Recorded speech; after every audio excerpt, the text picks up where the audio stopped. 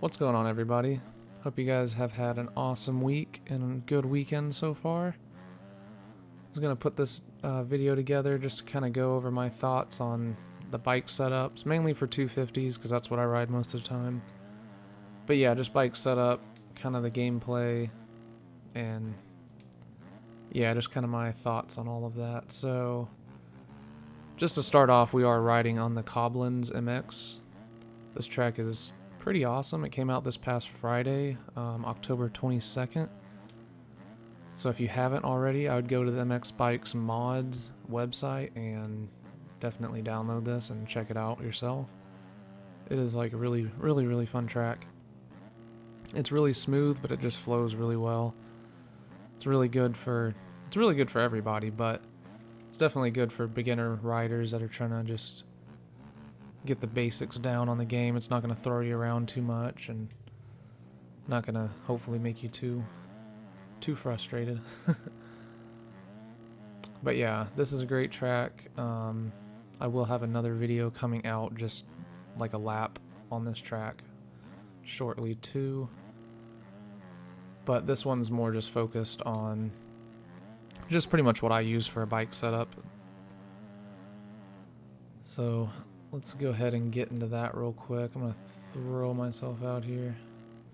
Then we'll get into the settings. Alright, so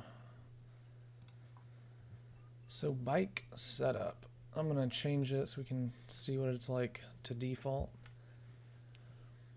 So yeah, basically, kind of when I started out playing this game, I didn't mess with anything. I just ran like 100% stock. I used the OEM bikes, which I still use, just the newest updated version of them.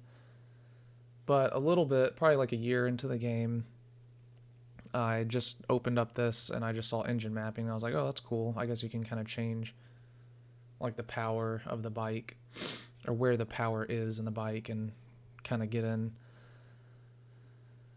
that. But pretty much from my experience, it seems like the more aggressive mapping kind of helps with like that low end torque, so you're not really bogging down as much in the corners. It doesn't really give you like a crazy amount of power overall, but I just noticed mainly just through the corners it doesn't kind of bog down when you're in a higher gear like third gear and stuff. So I just like the feel of it, so I've always ran that on all my 250s. Yeah, that's kind of my preference. And from there, I just kind of stuck with that for the longest time.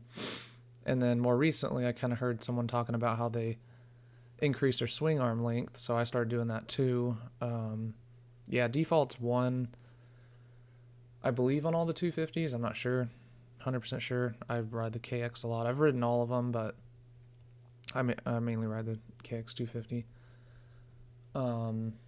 But yeah, so that kind of helps with the bike not looping out as much, kind of helps with like landing, a little bit more control over the bike overall. And other than that, this, I guess the others, I don't really mess with any of the other settings here. Drivetrain, I do not mess with. As you can tell, there's nothing different here. Same with suspension. I do not really mess with this. I have no idea what most of it does, so I kind of just leave it stock. I have had a few people send me their setups and they feel great, but as for me, I just don't really get into it because I don't know really what I'm doing, and I just haven't spent time to kind of like click around, see what feels good, what doesn't feel good. I just kind of hop on here and play. So yeah, there's definitely some great setups out there. I just don't mess with it myself. I think you can get away with just running stock. There is kind of a, I guess, a ceiling at some point. You'll note it, like you'll run into that where you can't get past that on certain tracks. It kind of depends. Tracks like this where it's really smooth, flat, like you're not going to notice bad suspension as long as you're hitting everything clean and taking good lines and all that. So there's definitely good setups. I just personally run stock still. And other than that, looking at the general, and even more recently, probably a month ago or so, I decided to kind of start messing with the tire pressure. I think I saw someone talking about it, so I went in there myself. It really helps, like if you're on kind of tracks like this, but more more so even like slicker tracks that you noticeably get a lot less traction, obviously, like in your rear tire most of the time. It's good to kind of turn that down. It takes some of the air out of the tire so you get better grip. So that I've noticed on tracks that I've went back to, and I'll actually, now that I'm changing the tire pressure, I notice that I'm getting better lap times just because I'm getting more traction throughout the whole track.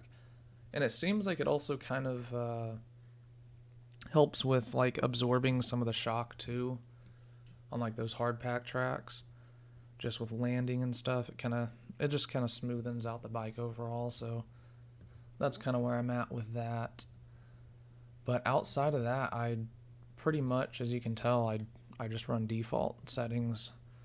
Like there's definitely benefit to running a setup. I think if you spend the time, put in the time to kind of figure out what works for you and what you like best, then just roll with that.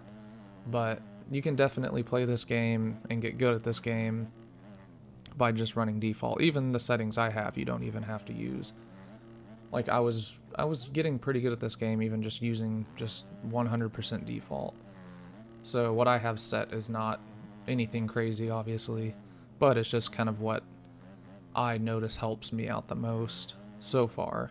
I'm sure, I don't know, years down the road or something, I'll probably be saying something a bit different with regards to the setup, but yeah, for now, that's pretty much what I run, and it works well for me. And I've still gotten better. I mean, a lot of it comes down to just riding consistent, getting better at coming into the corners faster, leaving the corners faster, being in the right gear, taking the right lines. Like those are the biggest, like the fundamentals that you have to get down before the setup's gonna like help you out significantly. Because a lot of it, just comes down to your riding and how you're handling the bike. But at a certain point, you will notice that you could do a little bit better if, say, the suspension's a little bit softer for the bigger, like, braking bumps and all that stuff when the track gets rough. But yeah, for tracks like this, it's definitely not as important. It's still helpful.